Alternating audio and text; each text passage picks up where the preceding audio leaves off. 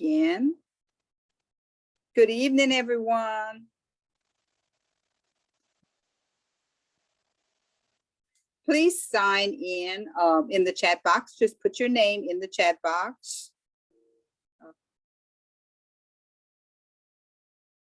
Thank you all for coming.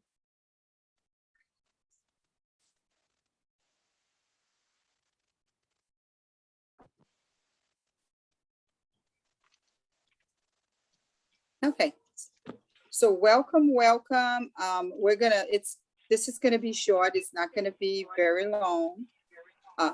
We're gonna talk about graduation requirement, the diploma pathway, the number of credits that you need to graduate, attendance, high school assessment that your student needs to graduate, ranking, graduation status with classification, grade, and credit. There are some forms that you have to complete, sign, and the students should have brought those home already, like FAFSA and parental consent form, individual graduation plan, and we're gonna talk about applying for college, and then if you need an individual parent meeting.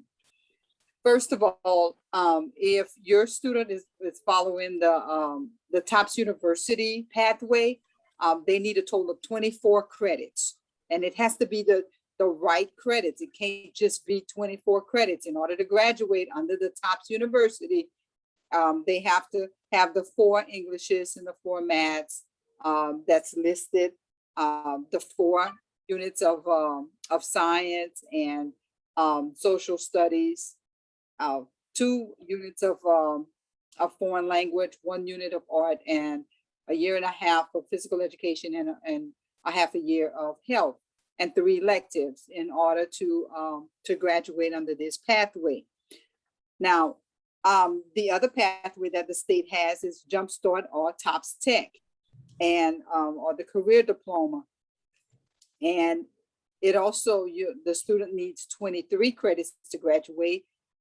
They also need the 4 units of English and 4 units of math.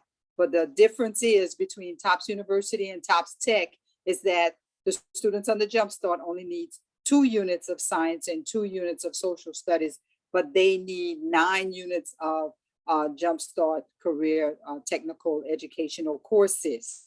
And but they still need the year and a half of PE and the half a year of health. But they have to have a minimum of 1 industry-based certification in order for them to graduate, and usually they'll get it from Washington Career Center in carpentry, HVAC, electrical, welding, or medical assistant program, cosmetology, ProStart, or automotive. And so they have to have the industry-based certification in order to graduate under the TOPS Tech pathway. Now, attendance, that's very important. Seniors are only allowed to miss only 5 days during their senior year. And so if your student missed any days, make sure you bring that excuse in as soon as possible so that they can make up any work and so that those days can be excused. Any student missing more than 5 days in a semester will not be given credit for that course. If it's a half credit course, like for instance, the health class that I showed you, or a half a credit of PE, then if they miss 5 days during that semester of taking that 1/2 credit, they will not be able to graduate. The same thing if they miss 10 days during a full credit course, then they will not be able to graduate. So it's important that you encourage or make your students come to class, and all classes attendance is required. Also, the students are required to pass the LEAP 2025 with approaching basic or above. And if they don't pass that, then they won't be able to graduate. Make sure that we have an email you know, for the parents and the students, they should be, the students should be checking those emails every day. We're always sending information, scholarship information to the students. So remind them to check their emails. Report cards are issued every 9 weeks. Parents, please check those, check the report cards so that we can all be on the same page, and we can make sure that our students graduate and have the grades to graduate like they should. Now, if they make a 66% or less in a course that they need to graduate that first semester, only that first semester, then they will be given an opportunity to enroll in a credit recovery course. And that, the parent has to sign a consent. And of course, there's only a certain number of credits that they can get from credit recovery. If they fail all their classes, they can't do credit recovery for all their classes, because the state only allows a student seven credit recovery classes, 7 credits. So make sure that they, pass the classes while they're in it, because that means that with credit recovery, they'll still be in the class, but they'll still be online taking another class as well. And that could be a little stressful for our students. So encourage them to pass the classes that they're in. Yes. You got a question? All right. Ranking. With ranking, all students will be ranked by the St. Landry Parish J Campus system. And the students with the highest GPA shall be awarded commencement honors of valedictorian, salutatorian, or other ranking honors. It's all based on the highest GPA. Forms that I sent home for the students to bring to their parents include a demographic form, and that's just to make sure that the student's first, middle, and last name are spelled correctly in J Campus. That came straight from J Campus. Make sure the social security number is correct. Make sure the date of birth, everything is correct, because we don't want any incorrect information placed on your on your records, especially your diploma, because the name that you give us, that's the name that's going to be on there. That's on your birth certificate as well. Any questions so far? Okay. Also, financial aid. I gave the information in September for the students to bring home, so that the student as well as the parent can create a FAFSA ID, so that when October 1st came around, you could start filling out the application. And that's what Miss Ann's going to talk to you about today, the financial aid and the FAFSA, creating your account. But majority, I think, of our students have already created their FAFSA account, and I am thankful for the teachers for helping out with that. But now we have to complete the application, and this is what we're here for today. And that is a requirement for all public school students in order for them to graduate. Another requirement is the parental consent form, Louisiana requirement for all public school students to graduate. And this consent form, please read it, because your child's transcript and data that the student has will not be provided to LOSFA and the institution unless that consent is signed and given to me and placed into J Campus. So make sure you sign those forms. The students have the forms in a gray folder. I gave it to them since September. So make sure they give those forms back to me so I can place them in J Campus. Please return as soon as possible. An individual graduation plan, that was also placed in the folder. That includes all the courses that the students have already taken, and the 12, their last year that they are taking right now, the courses that they are taking right now. In red at the bottom, I placed the student signature should be on that, under the 12th grade top line, and the parent signature should be right below the student. And it shows it right here, the student and then the parent. So try to get that signed and dated and brought back to me. It doesn't matter if it's not all in the line, as long as it's underneath that 12th grade, I'm good with that. I know the lines are very small. Most importantly, our students have to apply for college. And we have, these are the steps in order for them to apply for college, and making sure that they have this standout college essay and recommendation letters, and you know, just, you know, most of the students have been already coming to me to apply. So that's a good thing. We're going to apply to as many colleges as possible. Northwestern has an open enrollment and no application fee for the month of October. So, and a lot of other colleges have that. So you can apply to as many colleges as you want, just to make, you know, to get in, and you won't have that application fee. Another thing, applying for scholarships. I have scholarship. I place scholarships in our senior Google Classroom. Take advantage of those. The more money you get, the better, you know. There's scholarship and grants in the Louisiana Office of Student Financial Aid. Information for student, and LOS will provide that information form. I gave all that information to you. Take advantage of it. Now, if any parent would like to schedule an individual meeting with me to talk about their senior graduation status and where we go from here, and, you know, if you need to apply for, you know, for colleges and stuff, you need to contact me and let me know so we can get that ball rolling.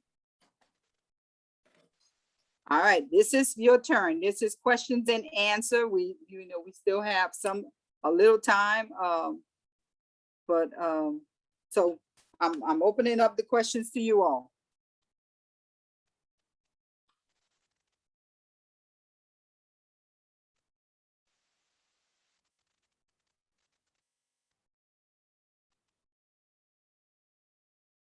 Okay, those of you that came in a little later, make sure you sign in the chat box so that we can recognize that you did show up for this meeting. And I thank all of you for showing up. Ms. Roberts. Yes, ma'am. When was that folder given out? Was it before or after Jace left? Jace got it before he left. He did? Right. Okay, I wanted to make sure. That's fine. And if he doesn't have it, you're welcome to come back, and I'll give you the forms that were in the folder, okay? Okay, thank you. Okay. Oh, also, they're taking pictures. Did Jace get the email? He should have gotten an email for November. Yes, we did. Awesome. Yes, we got the email. Thank you. Good, good. Okay. Any other questions, guys? Okay, let's see. I have 18 participants, and let's see how many people sign in. I need you to sign in, okay? Let's see. And if you want to just place your question in the chat box, that's fine too. If you don't feel comfortable asking the question out loud. Okay.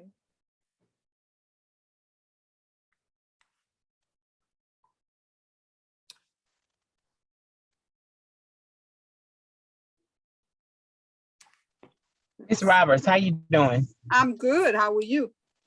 I would like to set up a meeting to meet with you to discuss how Aaron, you know, everything with Aaron. Okay. That's fine. Can you email me on the school board website? I can to my yeah. email. I should already have your email, huh? I could email you. Yeah. Yeah, just email me the date and the time, please. Yeah. Well, when are you available? You're available yeah, most of the time, probably like after 11, if that's okay. After 11. Okay. Yes, that's okay. fine. I'll let you know. All right. Thank you so much. You're so welcome.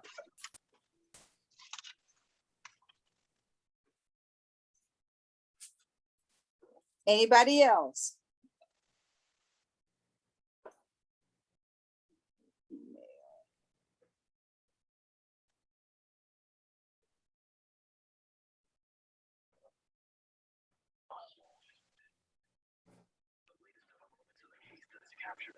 Okay, anyone else need to meet with me to discuss their child's graduation status?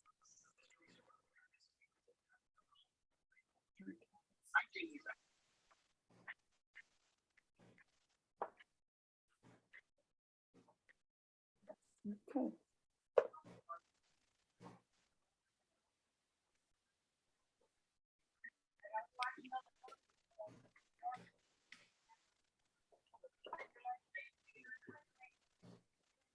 Again, thank you all for listening to the question and answer session and the graduation status.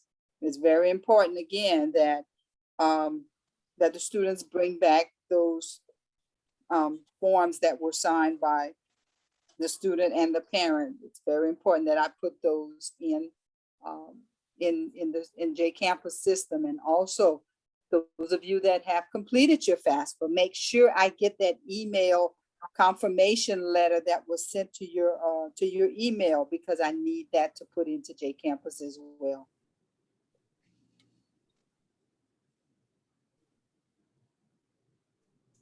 Okay, let's see. All right. Miss Ann, you ready to start now, or you want to wait? We got quite a bit there. I would be happy to get started if that's okay with you. Awesome. Yes, that's awesome. I'm gonna stop sharing my screen. All right. And, let's see.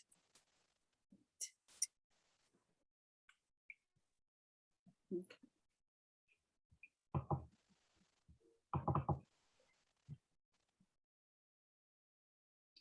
Okay, can you see my screen now, Mrs. Roberts? Yes, I can. Great.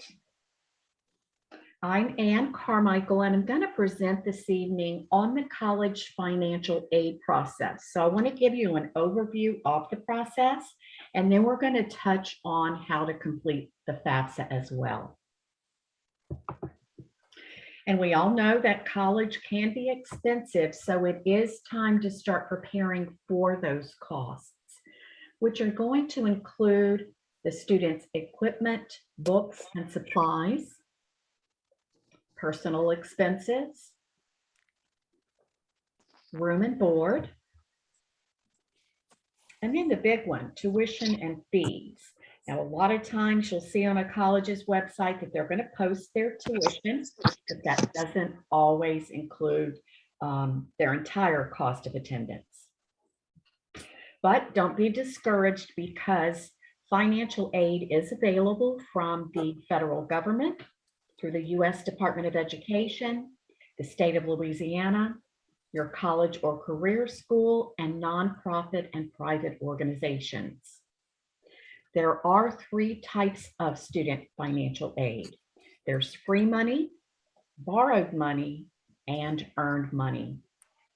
The types of federal student aid include the federal Pell Grant, the federal Supplemental Education Opportunity Grant, the Teacher Educational Assistance for College and Higher Education Grant, the Iraq and Afghanistan Service Grant, federal work study, and direct subsidized, unsubsidized, and plus loans.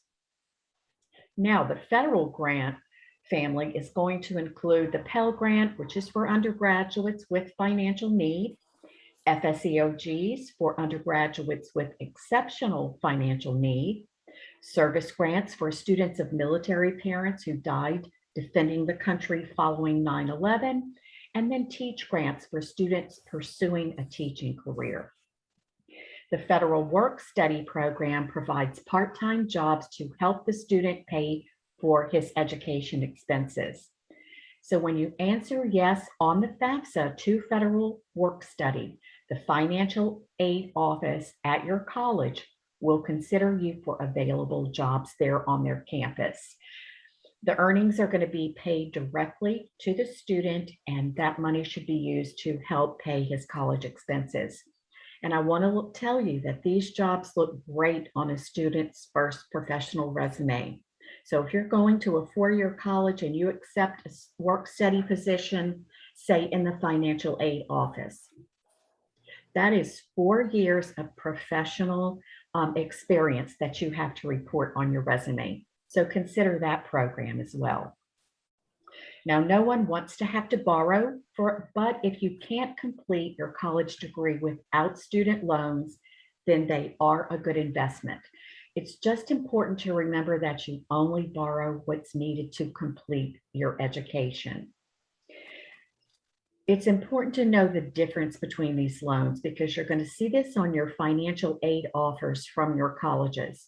You could be offered a direct subsidized loans, which are considered to be the need-based loans, and interest on these loans is deferred until the student graduates or ceases to attend. On the other hand, almost everybody is eligible for the unsubsidized loans. But the interest is accruing while that student is in school. So make sure that when you receive your financial aid office, that you accept the direct subsidized portion first. And you can remember this by telling yourself that the U in unsubsidized means that you always pay the interest on that portion. If you do decide to accept loans, you always want to accept the federal student loans first because payments aren't due until you graduate or cease to attend. The interest rate is fixed at a lower rate and no credit check is required. For the federal student loans, this loan is only in the student's name. Now, if you need additional money to help pay for your academic year, you could be offered private loans. You just want to be more cautious about this type of loan because some lenders are going to ask you to start making payments while you're still in school. The interest rate might be variable and it's often higher, and they almost always require a cosigner. So make sure you're doing your research before accepting any private loans. Student financial aid can be used at four-year public and private colleges, community colleges, career and technical schools for part-time or online college courses. And all federal student aid and most institutional and private aid is contingent upon the completion of the free application for federal student aid or FAFSA. Now, as Mrs. Roberts mentioned, it did launch on October 1st, and it does so every year. It's important to note that I still have some people entering. That's great. I'll admit them, that's fine. Oh, good, thank you. It's important to note that financial aid is often awarded on a first-come, first-served basis. So you want to make sure that you get your FAFSA submitted as soon as possible. You'll want to remember to pay close attention to and meet all of the FAFSA deadlines that are set forth by your college, the state of Louisiana in the form of the top scholarship. And yes, the FAFSA can serve as your TOPS application, and they do have a FAFSA deadline. Federal student aid has deadlines, and your high school might have a deadline to meet that graduation requirement. Now, who's eligible for federal student aid? The student must be a U.S. citizen or U.S. national, or have a green card, or have an arrival departure record, or a battered immigrant status, or have a T visa. Now, if students do qualify as either a citizen or non-citizen, but their parents do not, that student can still submit a FAFSA. They will just enter zeros anywhere a parent's social security number is asked for. You want to begin the FAFSA process by collecting all of the documents that you need to complete the entire form. And by doing this, it should really take no longer than 30 to 45 minutes to complete and submit. Those documents include the student and parents' social security cards, because you must report your name and social security number exactly as it's printed on your most recent card. The student and parents' 2020 federal income tax returns, if you filed one, And if you don't have a copy of this return, now is a good time to contact your tax preparer and get a duplicate. The student and parents 2020 W-2s, if you were issued one by your employer, because there's information on this form that might not be reported on the federal income tax return, but might be requested on your FAFSA. And then your bank statements and records of investments, because you must report the balances of these accounts as of the date you submit the FAFSA. You're going to want to begin creating your FSA ID, and it sounds like most of you have already done this. This allows the student and parents to identify themselves electronically when accessing the FAFSA. Now, it's going to consist of a unique username and a password that each of you will create using only your personal information. Now, students, don't use your school email address because you may not have access to it once you graduate. And parents, use a personal email address instead of a business email. Don't share information. Students sometimes will add mom or dad's mobile phone number as their alternate number, but then mom or dad might use it in their FSA ID as their primary mobile phone number. That's going to be considered shared information, and you're going to have trouble signing in your FAFSA. If you have created your ID and you do remember that you have some shared information in there, it's okay to log back into the website and make that change. Now, your FSA ID is your official electronic signature, and it's legally binding. So you want to record it, but you want to keep it in a safe place and don't share it with anybody else. You're going to need this ID every year that you're going to be in college.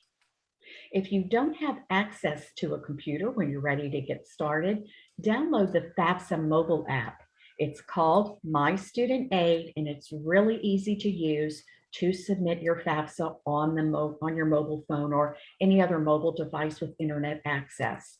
And we found that this is a really busy time for students and parents that are submitting the FAFSA.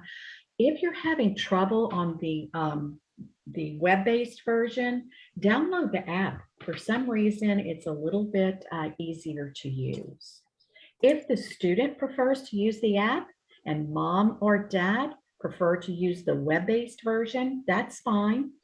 You can each work independently, and then all the information is going to be integrated when it's time to sign and submit the FAFSA.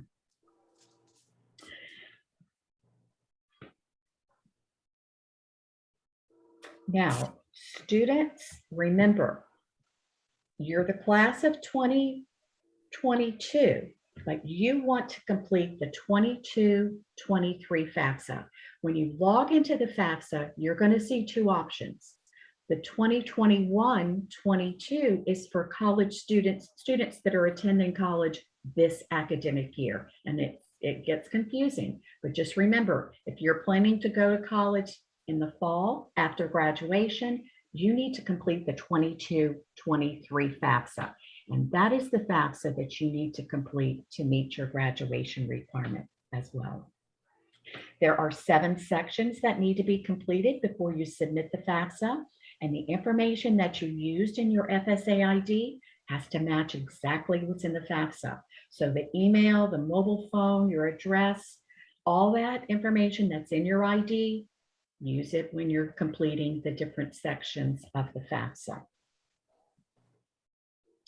You'll start with the student demographic section, where the student will be asked to report his social security number, name, date of birth, email address, home address, residency status, and gender. The school selection section, where you will list the name of your high school and any colleges that you would like your FAFSA data to be sent to, and include your housing plans on each of those colleges. The dependency status section, where the students will be asked to consider a list of questions to determine whether he is a dependent or an independent student for FAFSA purposes. You'll be asked to report the number of dependents living in the student's household and his parents' education completion level to determine whether that student is a first-generation college student. There could be additional financial aid for first-gen college students. You'll then move into the parent demographics section, where parents will report their social security numbers, their names and marital status, and an email address. Remember, it has to be the same one that's entered in the FSA ID. Then you'll move into the parent and student financial sections, where each of you will report your working wages from 2020, any federal benefits that you receive, and your balances of your savings and investment accounts. And then it's almost time to sign the FAFSA. But before you do, please look over the Fafsa Summary page. It is a reflection of every question you were asked and your answer to it. A review of this report is going to ensure that the Financial Aid Office receives accurate information so that they can process your financial aid offer timely. You'll move then into the sign and submit section, where the student and one parent, that parent that created an FSA ID, will use those IDs to electronically sign the FAFSA. Now remember, if there are two parents listed in the parent demographics section of the FAFSA, you want to select the parent who created the FSA ID to electronically sign it. Now, as you are moving through the FAFSA itself, you're going to see a question mark beside every single question.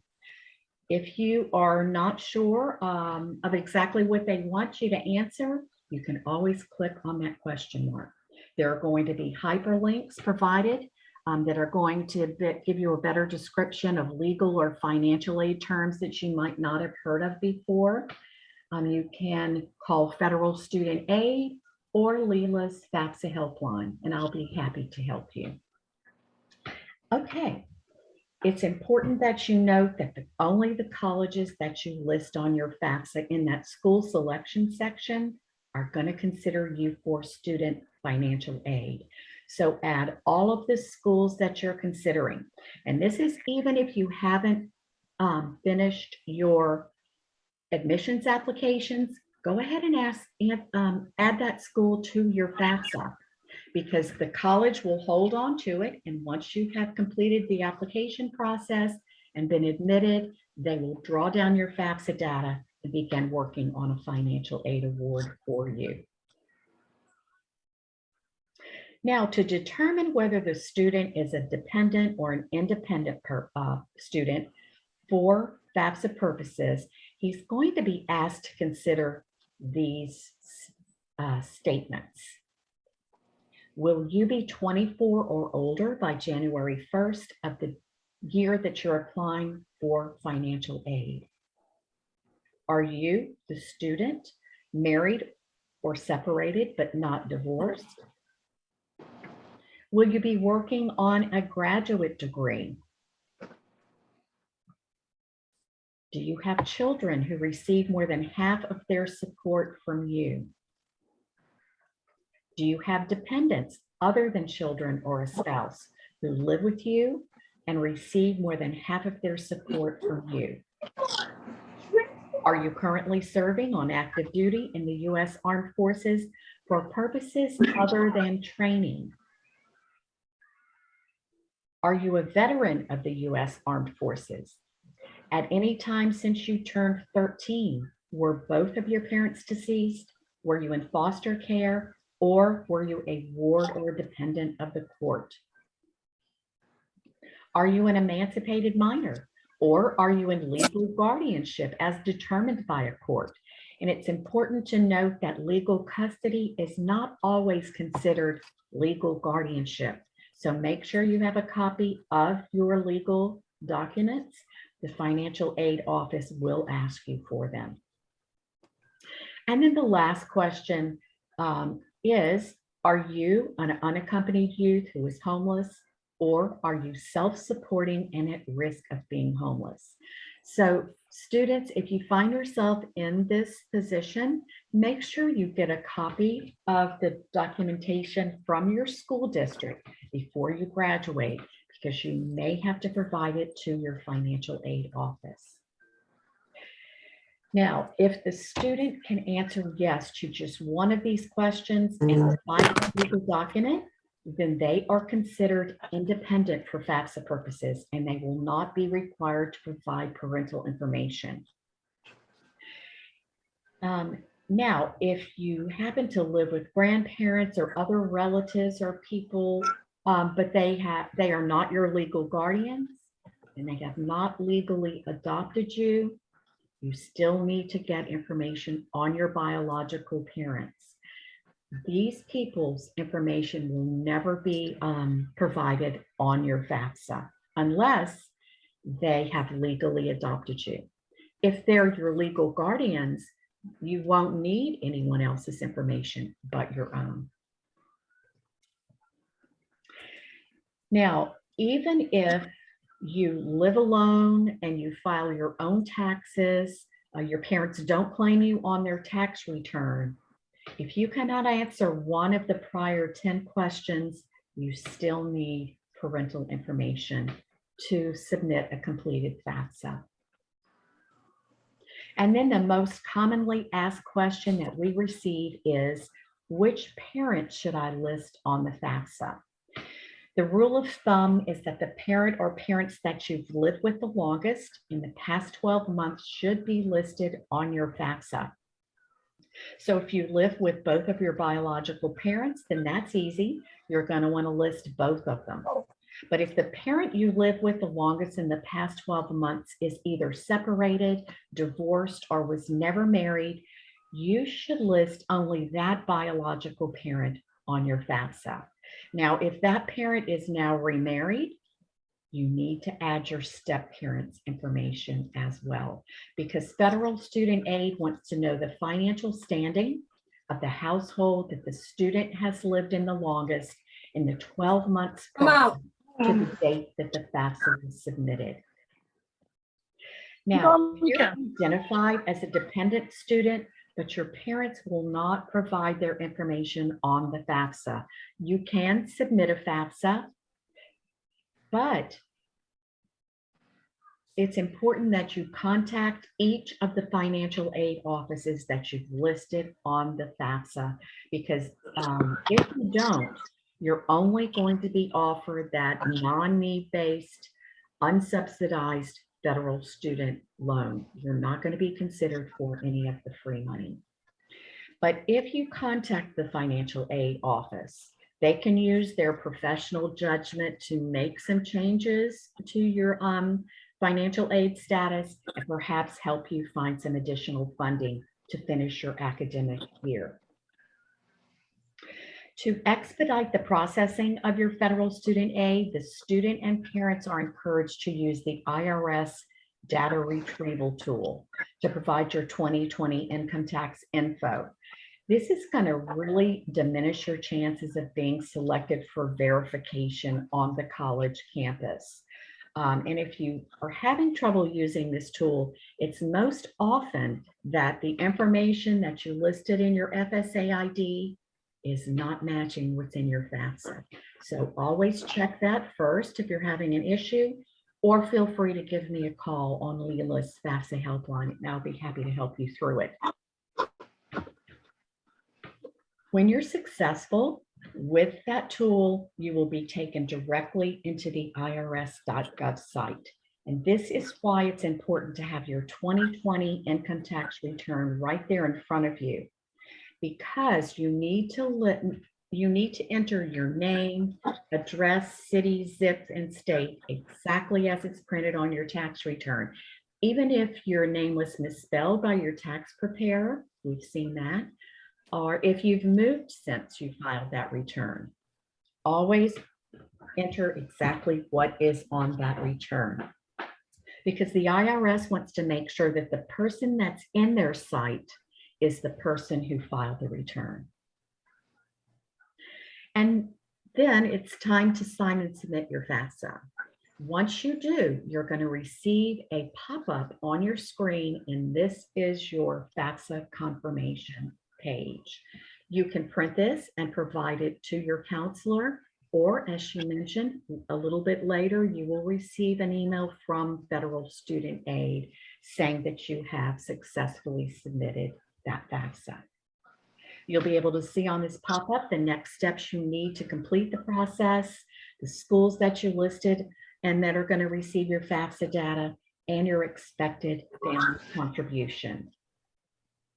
Once it's fully processed, which takes 3 to 5 days, then the college financial aid offices will begin to identify any aid that you're eligible to receive. Now, if you need to make a change on your FAFSA, the easiest way is to go back to fafsa.gov, log in, make that change, but always sign and submit your FAFSA again. Now, this is important because this is going to affect a lot of Louisiana students and parents. If your family's financial situation has changed since 2020, contact your financial aid office because they have the ability to adjust your aid. They are going to be the ones that are going to be awarding that financial aid. So if you've had a loss of income, a layoff, some unexpected medical expenses, don't be shy about contacting them. They're happy to help you. Because they're trying to determine your net price, and that is going to be any grants and scholarships that they can offer you, and they'll subtract that from the cost of attendance to determine your net price. And this is the amount that you're going to be responsible for paying, either with cash or by accepting student loans to pay that balance. Now, the student will receive a financial aid offer from every college listed on the FAFSA if you've met that admission requirement. So make sure you're finishing up those admissions applications as well. On that financial aid offer, they're going to all look different, but they should all show the school's cost of attendance and line item any grants, scholarships, work study, or student loans that they can offer you. Once you do decide which college you're planning to attend, you always want to accept your financial aid in this order. The gift aid, which are scholarships and grants, this money does not have to be repaid. The earned money does not have to be repaid because you have worked for that and already earned it. That is federal work study. And then your last resort will be student loans because this money is borrowed and you will have to repay it with interest. And scholarships, a very important part of the process. And Mrs. Roberts has already talked to you about this. She is contacting you regularly about scholarships that she has found out about. She said that she listed them in your Google Classroom. So parents and students, make sure that you're looking there. This year, Leela is offering a $1,000 FAFSA completion scholarship. And this is for any Louisiana high school student who has submitted their FAFSA. And then again, a Choose Louisiana scholarship worth $1,000 for students who are planning to attend a college in the state of Louisiana. Now you can find out more about this and grab the application itself at leela.org. Or if you want to contact me, I'm happy to send you the application. For those of you who need additional help paying for college after accepting all of your scholarships, grants, federal and state monies, Leela does administer a nonprofit education loan program called Leela Choice. It's just for Louisiana residents, and you can find out more about this at leelachoice.org. And then remember, to continue receiving financial aid, you must complete a FAFSA every year that you're in college. I know this is a lot of information. So again, this year, Leela has published the FAFSA completion guide for the class of 2022. If you haven't received your electronic copy, please feel free to email me directly and I'll be happy to send it on to you.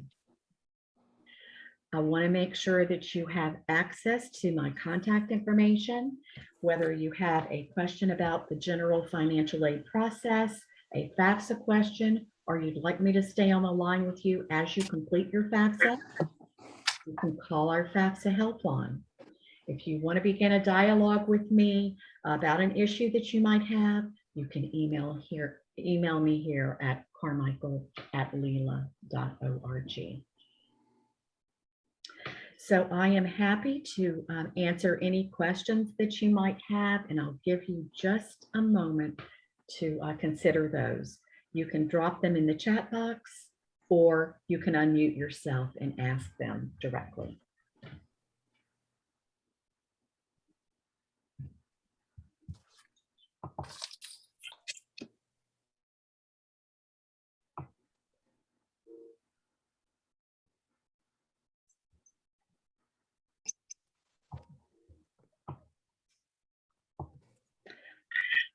I'll show you my email once again. Hold on just a moment. Let's go back. There we go. And I'll put it in the chat box.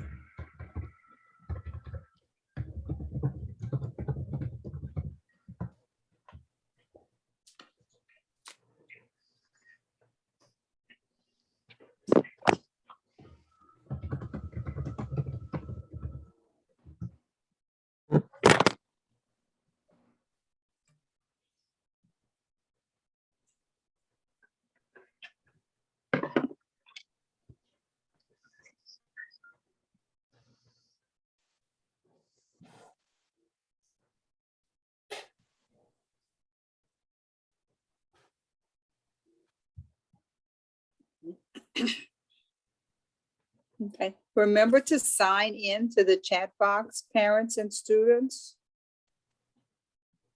And thank you, Miss Ann, for this was great. You're very welcome. Thanks so much for including me in your senior parent night. Great. And I am going to be providing you with a recorded version of this presentation. And if you'd like, I can add you as a user on these slides. Okay.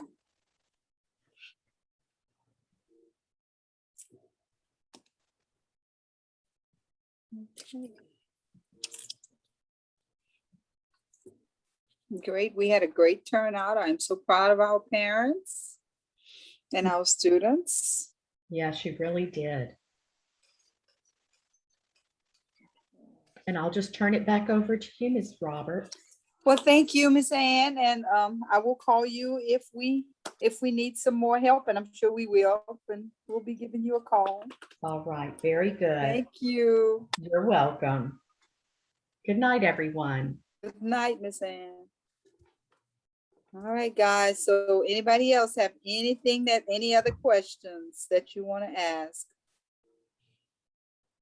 Okay. Remember to get the gray folder back to me with all the information signed by you and your student. And if nobody else have any other questions, we can sign off, and you can always email me, okay, in the morning or whenever. Okay, any other questions? All right. Okay, good night. Good night. Okay.